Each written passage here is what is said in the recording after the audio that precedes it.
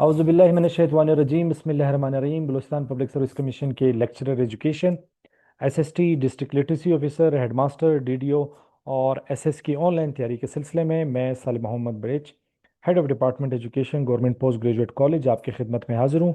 आज जो हम सब्जेक्ट पढ़ने जा रहे हैं डियर स्टूडेंट, वो है हमारे पास करिकुलम डेवलपमेंट, जिसको हम निसाब साजी कहते हैं। और जो टॉपिक हम डिस्कस करने जा रहे हैं वो है हमारे पास जो टॉपिक डिस्कस करने जा रहे हैं वो है हमारे पास डिज़ाइन एंड स्ट्रक्चरल टाइप्स। ठीक है। तो यहाँ पे मैं आपको डियर स्टूडेंट ये बताऊं कि अब हम आगे जाके जब हम इसके टाइप्स पढ़ेंगे तो डियर स्टूडेंट वो हमारे पास जर्नल इसके टाइप्स होंगे। ठीक है।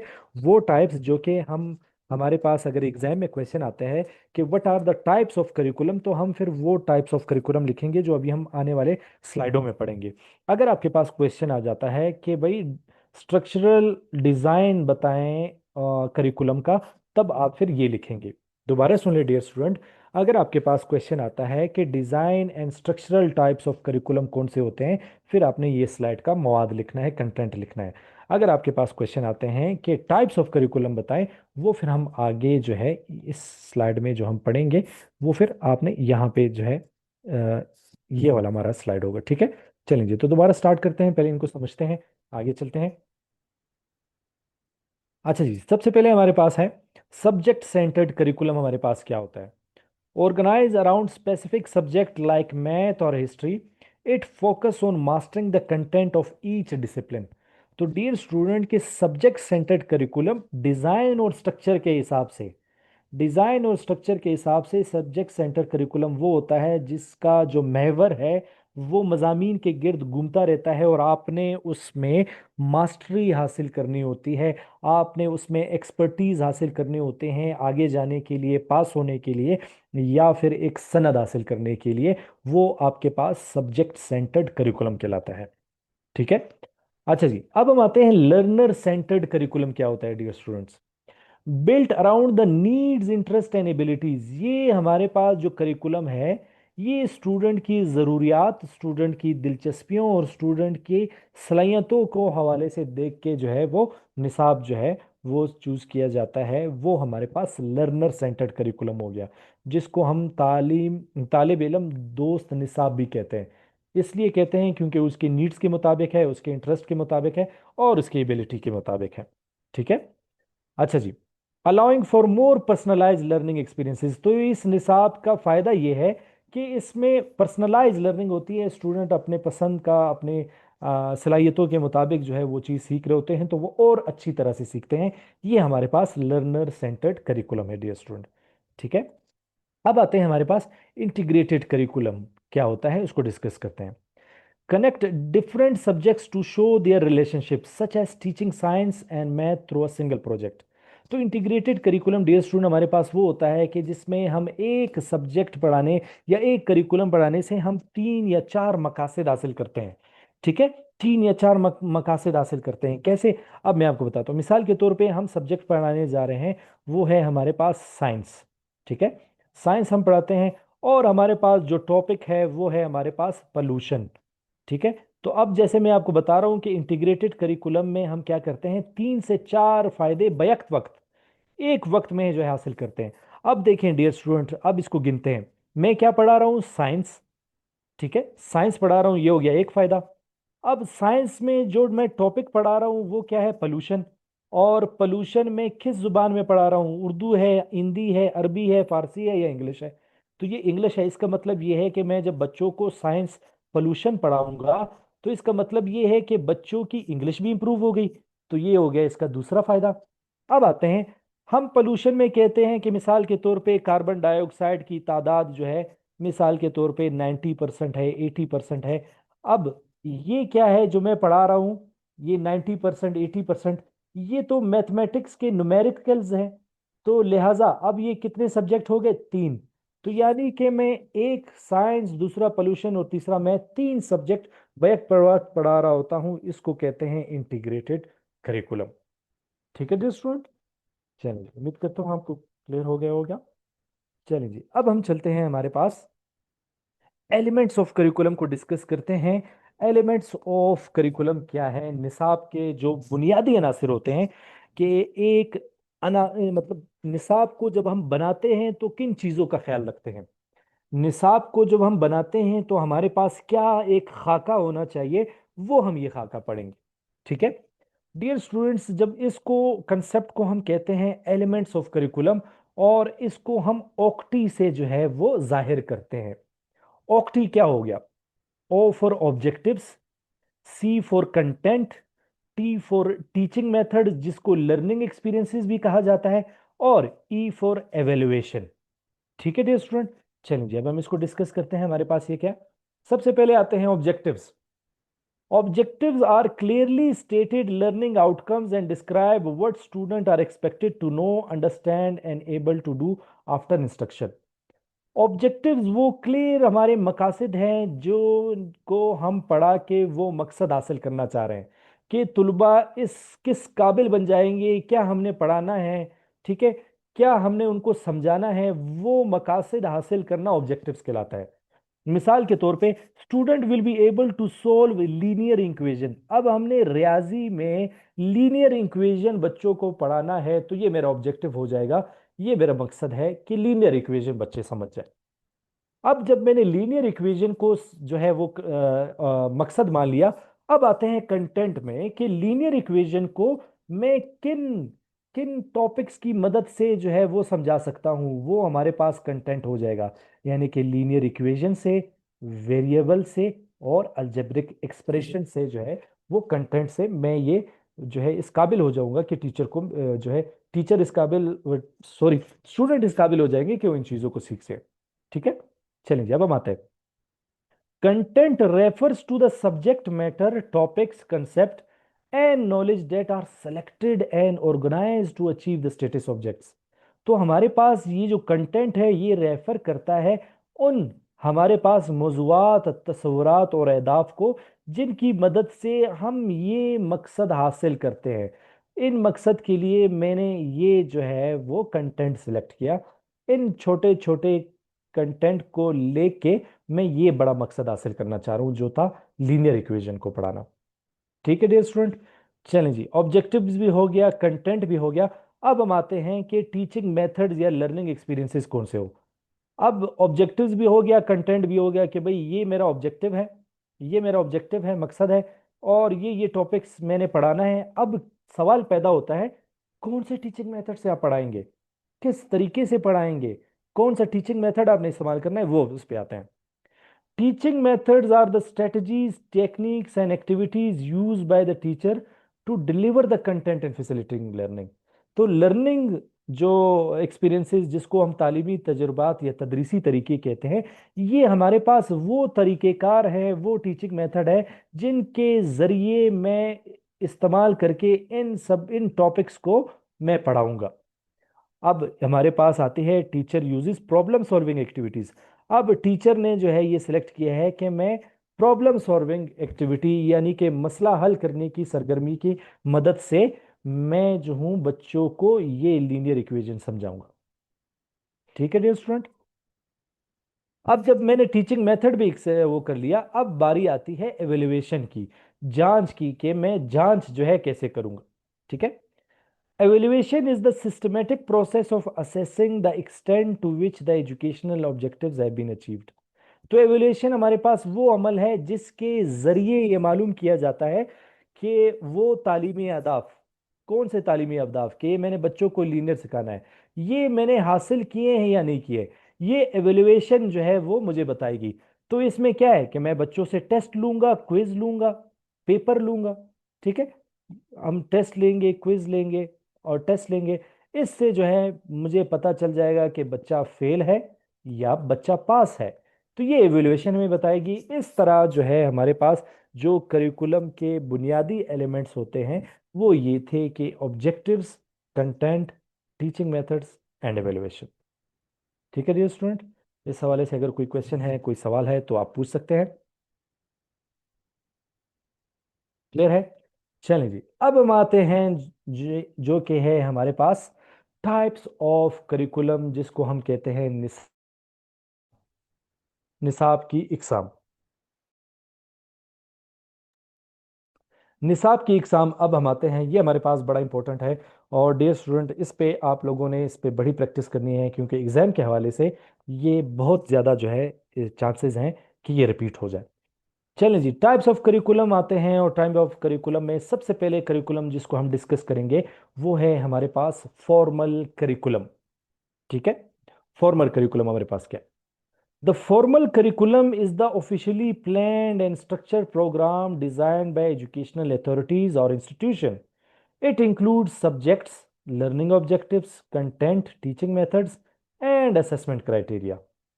For example, the grade 10 board curriculum including mathematics, science, and English. Formal curriculum वो करिकुलम है जो के बकायदा तौर पे सरकारी तौर पर एक मुनज़्ज़म तरीक़ेकार के बाद जो है वो तैयार किया जाए, मतलब तैयार किया जाता है, होता है। और इंस्टीट्यूशन या अथॉरिटी की तरफ से बकायदा तौर पे कहा जाता है कि आपने अब ये इम्प्लीमेंट करना है, आपने ये पढ़ाना है। इसमें बच्चों के लर्निंग ऑब्जेक्टिव्स भी होते हैं, कंटेंट्स, टीचिंग मेथड्स, तमाम चीज़ों की जो है वो एक कंप्रिहेंसिव पैकेज आपको दिया जाता है। ये है फॉर्मल करिकुलम। जैसे कि क्लास 10 के ग्रेड के करिकुलम में हमारे पास है मैथमेटिक्स, साइंस और इंग्लिश पढ़ाना है, इस चीज़ को फॉर्मल करिकुलम कहेंगे। ठीक है, चलिए जी, अब आते हैं इनफॉर्मल करिकुलम। डियर स्टूडेंट, क्या होता है informal curriculum? The informal curriculum refers to learner that occur outside the classroom structure. It is not planned nor written in the official document but happens through daily experiences. Students learn through social interaction, observation, and participation activities. For example, learning respect, cooperation, and manner from family and society. तो informal curriculum इस formal curriculum का बिल्कुल opposite है, बिल्कुल मुतजाद है। Informal curriculum हमारे पास वो curriculum होता है जो कि लिखाई में हमें नहीं दिया जाता, हमें सरकार बकायदा तौर पे नहीं देता, ये बकायदा तौर पे प्लान्ड नहीं होता, बल्कि ये डेली एक्सपीरियंसेस पे होता है।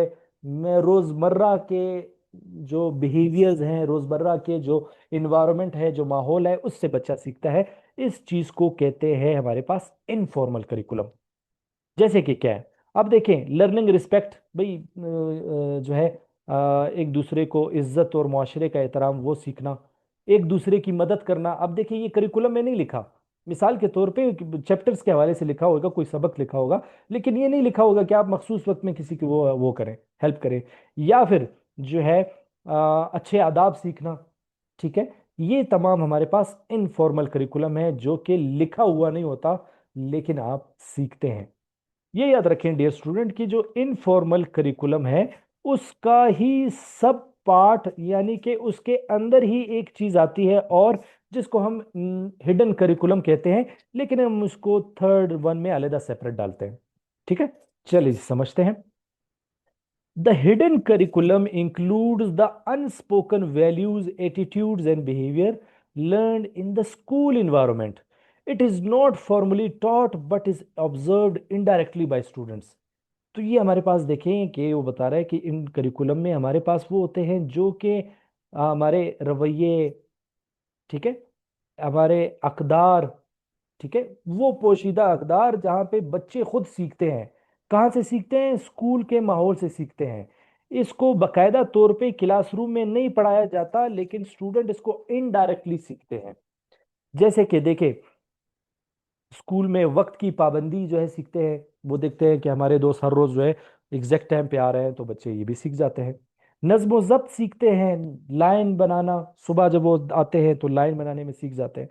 ठीक है, इसी तरह भाई हेडमास्टर की इज्जत करना, उसकी जो है वो बकायदा तौर पे अथॉरिटी की इज्जत करना कि भाई ये प्रिंसिपल साहब है और ये स्कूल के सरबराह है। ठीक है, तो ये चीज़ें करिकुलम में नहीं होती, लेकिन वो जो है वो सीखता है। ये हमारे पास हिडन करिकुलम है। इनफॉर्मल करिकुलम का डियर स्टूडेंट याद रखेंगे, उसका सब पार्ट है। अगर हम देखा जाए तो हिडन करिकुलम ही दरअसल इनफॉर्मल करिकुलम है। ठीक है, चलेंगे अब हम आगे चलते हैं। फोर्थ वन है हमारे पास रिटन करिकुलम। नाम से ही जाहिर है कि हमें कोई चीज जो मिलेगी, कोई निसाब मिलेगा, वो रिटन में होगा। Written curriculum, The written curriculum is the documented form of what is to be taught in educational program. It includes syllabus, textbooks, curriculum guides and official plans.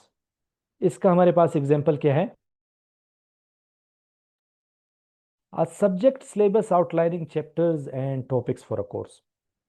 तो जैसे कि नाम से ही हमारे पास ये वाजिया है कि रिटन करिकुलम है, यानी कि ऐसी चीज जिसमें हमारे पास ब्लैक एंड वाइट में दी जाएगी, और ये जो दी जाएगी ये हमने पढ़ाना होगा in the form of syllabus, in the form of text book, in the form of curriculum guides, in the form of official plans. ये बकायदा तौर पे हमें ब्लैक एंड वाइट में, हमें पेजेस में बकायदा तौर पे प्रिंट हालत में ये हमें दी जाएगी और हम उसको फॉलो करेंगे। तो ऐसी चीज जो हमें ब्लैक एंड वाइट या हार्ड फॉर्म में मिलती है उस चीज को हम रिटन करिकुलम कहेंगे। ठीक है डियर स्टूडेंट।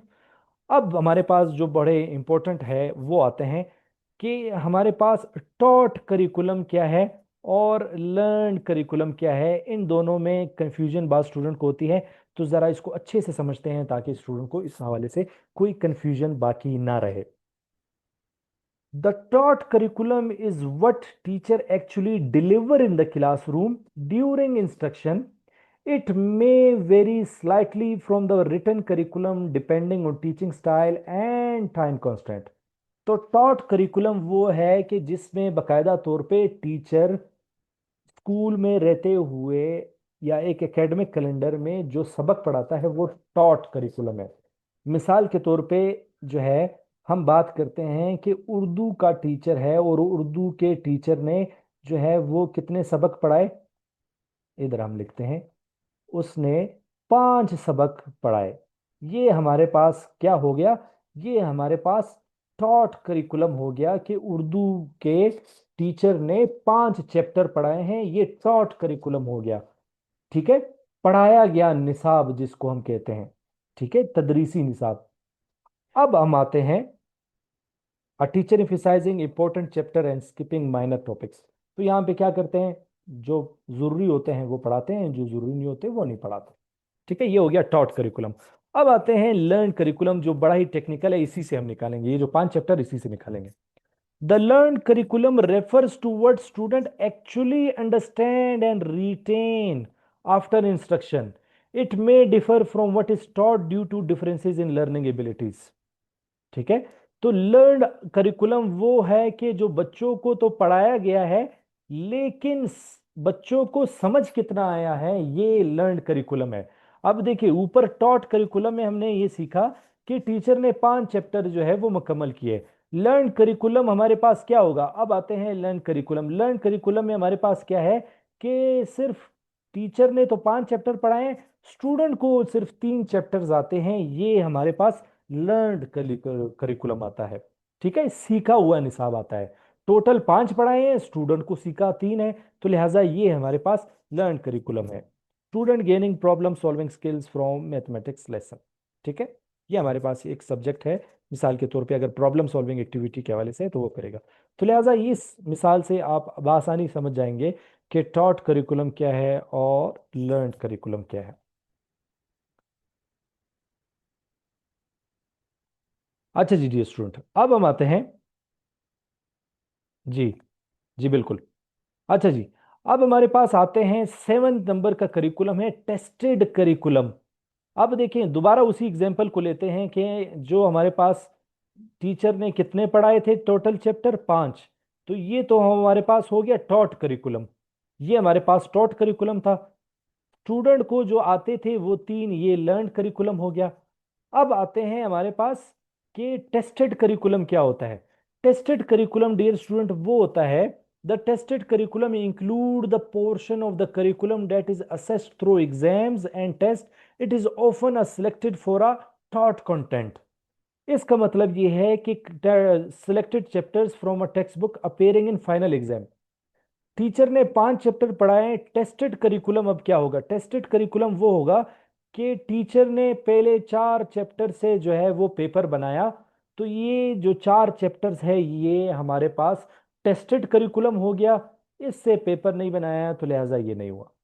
तो लिहाजा 1 से लेके 4 तक जो है हमारे पास जो कंसेप्ट है वो टेस्टेड करिकुलम का आता है। ठीक है, अब जब आप कहेंगे कि सर ये तो 5 रह गया, इसका क्या मतलब है, ये फिर क्या हुआ? ठीक है, आले चलें जी, अब समझते हैं, दोबारा इसको समझते हैं। अब आते हैं हमारे पास नल करिकुलम। नल करिकुलम हमारे पास क्या है? The null curriculum refers to topic and content that are not included in teaching programme. These are intentionally or unintentionally left out of the curriculum. For example, lack of financial literacy or practical skills in school of education. ठीक है। अब यहाँ पे नल curriculum वो है कि जिसमें teacher ने जानबूझ के कोई चीज जो है नहीं पढ़ाई हो या फिर रह गई हो। मिसाल के तौर पे उर्दू में हमारे पास हम बात करते हैं कि हमारे पास, ये बायो की बात करते हैं, बायो के। ठीक है, बायो में हमारे पास 7 चैप्टर हैं। टीचर ने 5 चैप्टर पढ़ाए, 2 चैप्टर में लॉकडाउन लग गया, तो लिहाजा ये जो 2 करिकुलम है, ये जो 2 चैप्टर नहीं पढ़ाए गए, ये नल करिकुलम में आ गए। ठीक है। अब ये तो वो हो गया कि लॉकडाउन हो गया और टीचर ने अनइंटेंशनली, जानबूझ के नहीं, ये तो माहौल इस तरह हो गया कि जिसकी वजह से जो है वो ये मामला आ गया। ठीक है। अब आते हैं कि इंटेंशनली फिर कौन सा होता है। ये तो हमने अनइंटेंशनली सुना। इंटेंशनली डियर स्टूडेंट वो होता है कि बाज औकात टीचर जानबूझ के वो टॉपिक या सब्जेक्ट नहीं पढ़ाता, वो नल करिकुलम होता है। अब कहेंगे कि सर कैसे? अब देखें कि मिसाल के तौर पे टीचर है, एक को एजुकेशन इन्वायरमेंट में पढ़ा रहा है, और फॉर एग्जांपल 9th के क्लास में या 10th क्लास में जो चैप्टर आया है कि रिप्रोडक्टिव सिस्टम। ठीक है। अब रिप्रोडक्टिव सिस्टम जो है वो टीचर देखता है कि कबायली रवायात हैं, अब मैं कैसे पढ़ाऊँ, मेल है फीमेल दोनों एक साथ हैं, तो इस वजह से वो इस चैप्टर को स्किप कर देता है। ये हमारे पास नल करिकुलम है कि जिसमें एक इंटेंशनली है और एक अनइंटेंशनली है। तो ये जो जानबूझ के जो छोड़ना है ये हमारे पास इंटेंशनली है, दूसरा जो हमारे पास अनइंटेंशनली है। ठीक है डियर स्टूडेंट।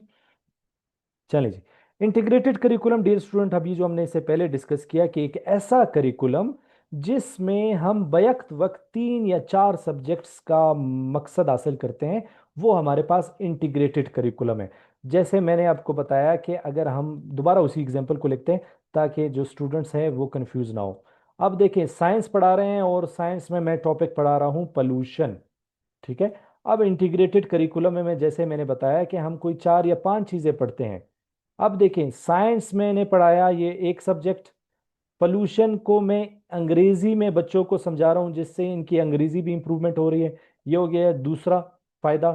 तीसरा फायदा मिसाल के तौर पे हम कहते हैं कि भाई कार्बन डाइऑक्साइड का जो है वो फिजा में एमल, वो मिसाल के तौर पे 17% है। ऑक्सीजन जो है हमारे पास फिजा में वो मिसाल के तौर पे 90% है, कोई भी फिगर हम इज्यूम कर लेते हैं। अब ये जो फिगर है 90%, 70%, ये तो हमारे पास रियाजी मैथ हो गया। तो इसका मतलब है कि मैंने एक सब्जेक्ट, एक ही करिकुलम से, एक ही सब्जेक्ट से मैंने 3 जो मुख्तलिफ करिकुलम है उसका मैंने फ़ायदा उठाया। साइंस भी, इंग्लिश भी, और मैथमेटिक्स भी। इसको हम कहते हैं डियर स्टूडेंट, ये है हमारे पास इंटीग्रेटेड करिकुलम जिसको हमने डिस्कस किया। चलें जी, लास्ट हमारे पास है एक्टिविटी बेस्ड करिकुलम। हमारे पास क्या होती है dear student? Activity based curriculum. इसको आते हैं और डिस्कस करते हैं कि हमारे पास एक्टिविटी बेस्ड करिकुलम क्या है। The activity based curriculum focuses on learning through practical activities and hands on experiences. For example, science experiments, for example, group projects, for example, models making. तो हमारे पास एक ऐसा तरीकेकार, जिस ऐसा करिकुलम जिसमें सरगर्मियां ही सरगर्मियां हो।